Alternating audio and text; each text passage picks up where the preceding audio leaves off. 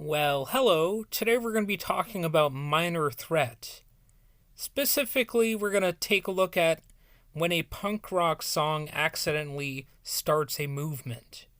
So, Minor Threat was known for being straight edge, which was, and technically still is, being against drugs, alcohol, and promiscuous sex. This all but eliminated most, if not all, forms of drug use in the punk rock scene. Not. See, I did the Wayne's World thing there.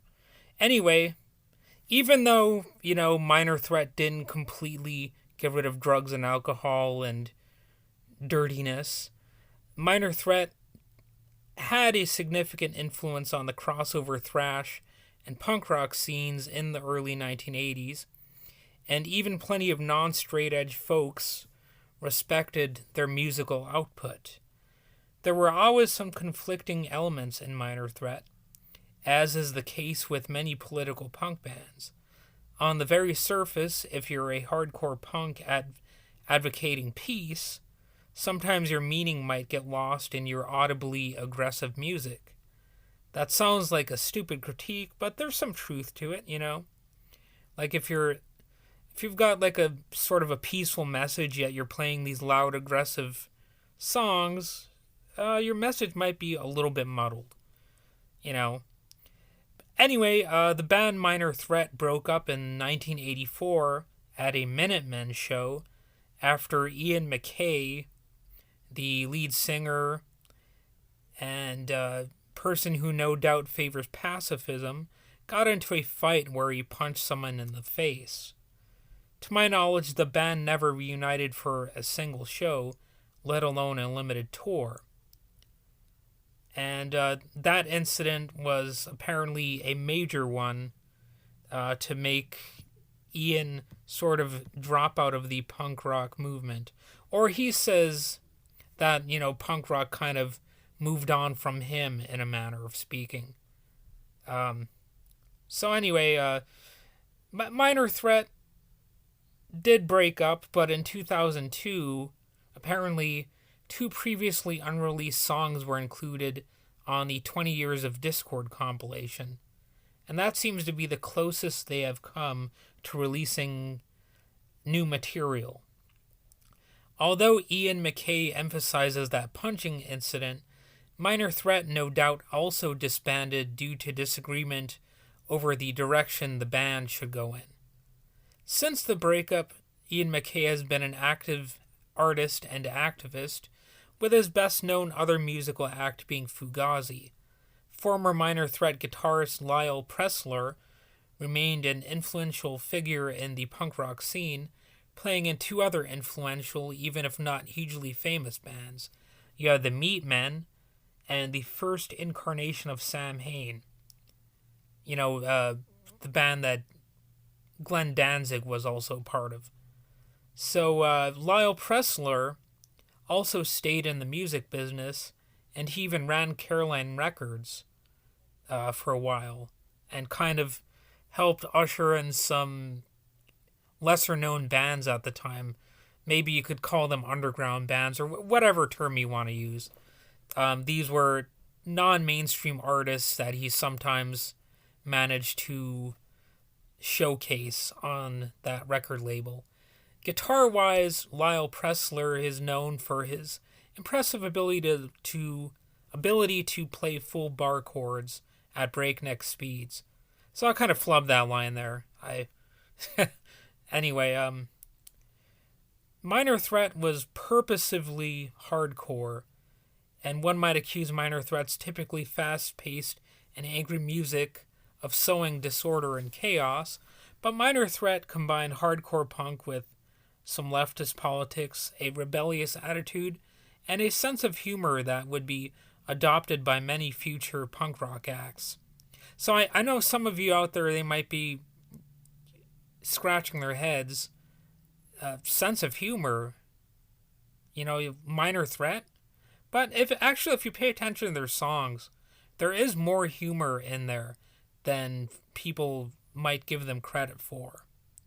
I know because I've actually listened to their full discography, so you can't say I'm being completely out of step here. They're widely credited for helping pioneer the straight edge movement with a song bearing that same name.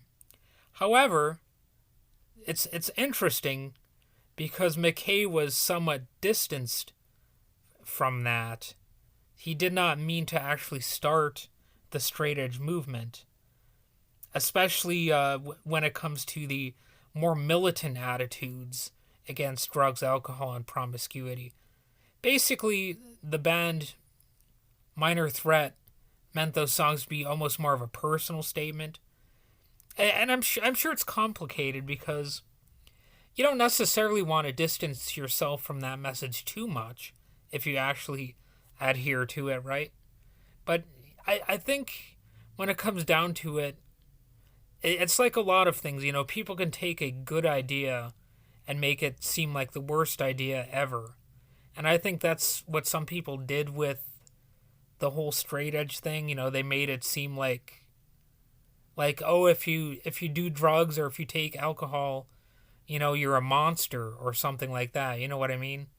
Like it's become a little bit puritanical, and Ian McKay and other former straight edge people. Well, he's not. I don't think he's former straight edge, but you know what? Former straight edge people have made that critique of that movement. You can see a documentary on it or two, and you'll see exactly what I'm talking about. And in fact, as if to make a point that he's not really that militant, Ian McKay did a pretty kick-ass side project called Palehead with Ministry's Al Jorgensen, who was actually known for his rampant drug use. And I guess Al Jorgensen is actually sober these days.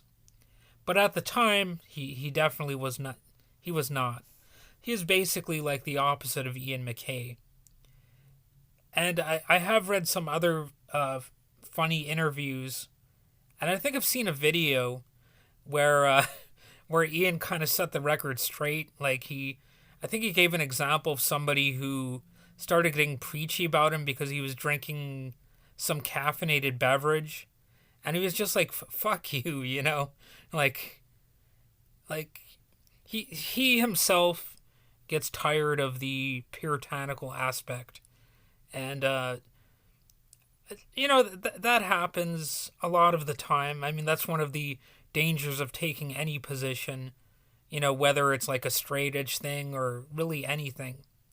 You're going to actually see people who take your premise and maybe run too far with it. So like even with something like not drinking alcohol or whatever, that I think could always be seen as sort of a personal choice. But there are some people who run with it like 1,000 miles and turn it into almost an authoritarian edict, I suppose you might say. In any case, Minor Threat had an impressive career, and to be able to release just a few songs and inadvertently launch a sectarian movement with the power of a song, I think that's impressive. I mean, objectively, I think even if you kind of hate the straight edge ethos, you might still be able to look at that and see, that's actually kind of impressive to be able to actually cause a movement to sort of form around this one song. For those out there who insist a song can never make a difference, you might want to consider Minor Threat a counterexample, and actually a pretty strong one, to tell you the truth.